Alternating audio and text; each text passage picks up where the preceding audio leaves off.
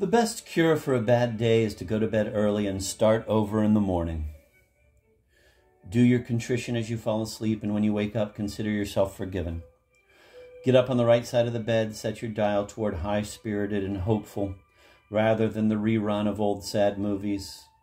Lord, don't let me be a jerk today. Make me decent at least. I have disappointed enough people.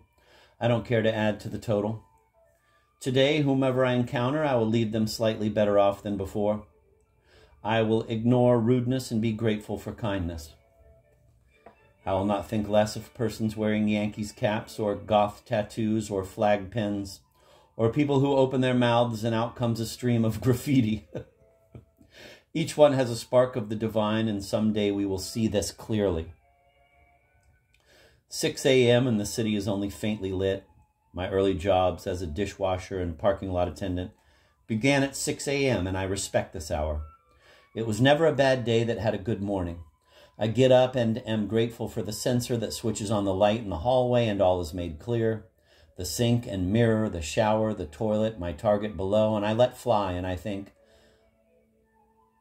lead, kindly light, amid the encircling gloom. Lead thou me on.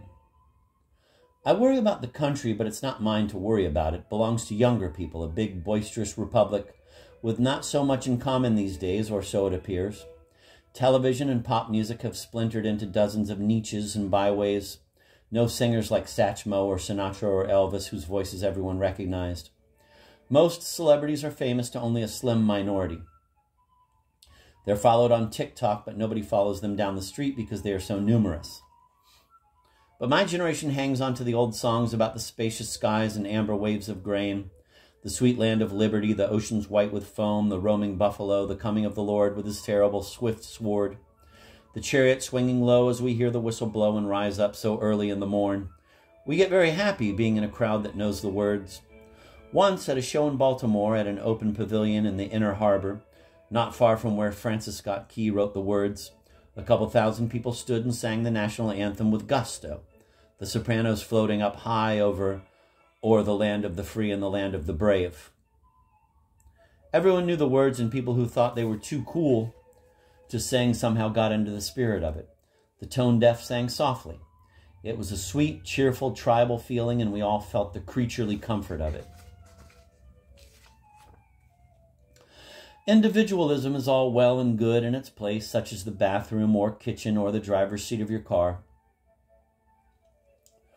But belonging to the pluribus is a beautiful thing, whether it's at the dear old temple bar with our glasses raised on high, or the hockey arena where we stand and shout MINNESOTA, or the stadium packed with Stones fans singing Wild, Wild Horses Couldn't Drag Me Away.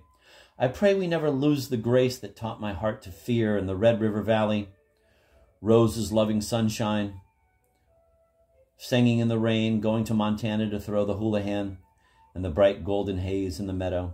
It'll be sad if the great songs go down and old acquaintances forgot and buried under the weeping willow, and the train leaves the station with two lights on behind. One light is my heart and the other is my mind.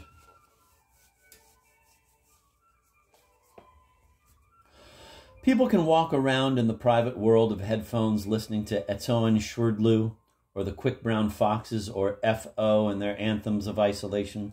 But isolation is the enemy. Self-consciousness hits some of us hard at an early age and makes us wary of others. Me, for example, too tall, a gremlin face, a fundy upbringing that said to avoid the heathen, a writerly introspection, a sense of klutziness, a bookish formality, some pretentious speech patterns. I am not anyone's first choice for a traveling partner, but that morning radio show of mine was a great gift. I made small talk on the air, and listeners called the station to talk to me, and I learned about the lives of dairy farmers, farm wives, first-grade teachers, a Catholic priest, a shopkeeper, a sculptor. Margaret, a college friend who became a shrink, told me, quote, "Psychiatry saved me from depression because I got caught up in other people's lives," end of quote. I lacked the experience of friendship, but I found it on the 6 a.m. radio shift. Some people find it playing in bands or orchestras. My cousin Dan found it as a rural physician. Some people find it in church or coaching sports or agitating for a noble cause.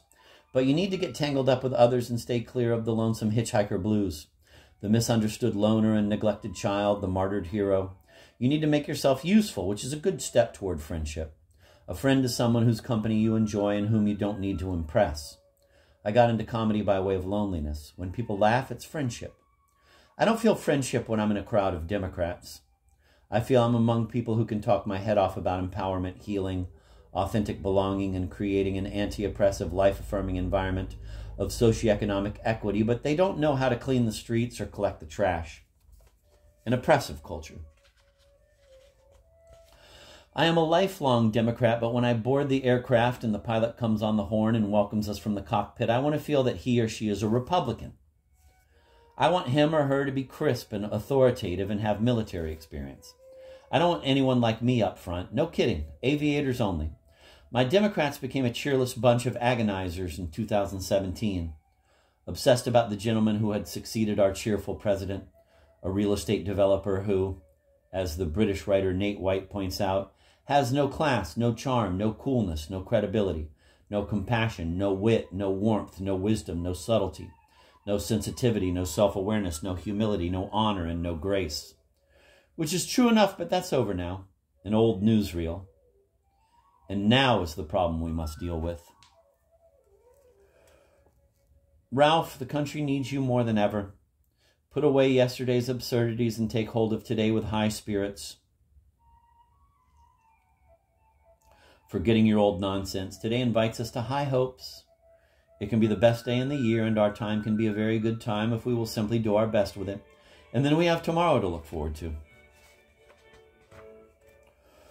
Emerson said, live in the sunshine, swim the sea, drink the wild air. And his student Thoreau said, if one advances confidently in the direction of his dreams and endeavors to live the life which he has imagined, he will meet with a success unexpected in common hours, end of quote.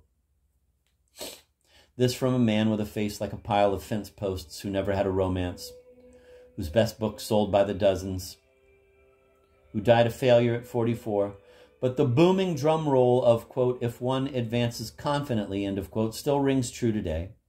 It's us. It's thoroughly American. I come from stoical people, a stoicism that could be diagnosed as depression, but still, deep in our hearts we harbor gaudy dreams, if not for ourselves, then for our grandchildren. They will inherit a planet deep into climate change and a culture of cheap leatherette politics. It's a long way from the dare to dream era that I grew up in, but I have faith that if the young adopt Emersonian cheerfulness as a strategy, they can make a way through the dark forest. What can't be fixed by legislative action may be solved by the ingenuity of science and engineering. Monster vacuum cleaners that collect plastic molecules and meld them into roadways. One can hope. Blunders. Tell me about it. I moved from an $80,000 house I loved to a $1 million house I hated. I wasted a year writing a dreadful opera. I had no patience for rehearsal, believing in spontaneity as I did, and gave many lousy, half-hearted performances, which I remember clearly to this day. I married 2 different women I had never had a long, thoughtful conversation with. We simply lurched into marriage on the basis of longing, and then came a long period of pretending to be happy, followed by the chilly dissolution. I walked away from my calling to go live in Copenhagen and act Danish while walking around with a big red A around my neck. I've known episodes of stunning stupidity, and at this age I know I'll never be that dumb again.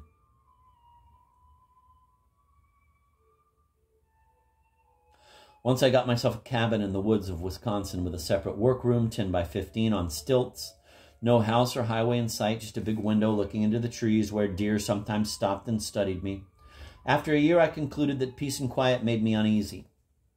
And then I met Jenny, a New Yorker, and that was the end of the experiment and the beginning of a long marriage to a graceful, humorous woman who also can fix things. She has smaller fingers and can assemble parts into a harmonious whole. I am a writer, and the problem of assembly puts me into a subjunctive mood, and what I assemble is a non sequitur, and somewhere a child is weeping bitterly and wolves are howling outside the cabin.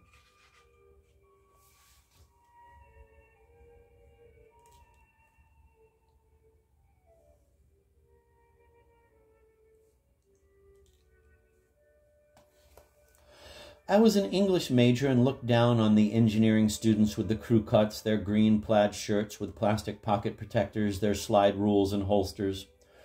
And I let my hair grow long because theirs was short, and now we live in a digital world these nerds designed. Google, Facebook, and the ATM that shoots money at you like bubbles from a pipe. And this little gizmo the size of half a sandwich that is a camera, encyclopedia, newspaper, calendar, compass, magnifying glass, weather monitor, phone book, search engine for nearby shops and services, and also, incidentally, a telephone, plus other functions I need my wife to explain to me, the one who reads directions. I used to resent competence, and now I'm married to it. A man craves leadership, and my love tells me if there's spinach in my teeth. Smile, she says, and I do, and there it is.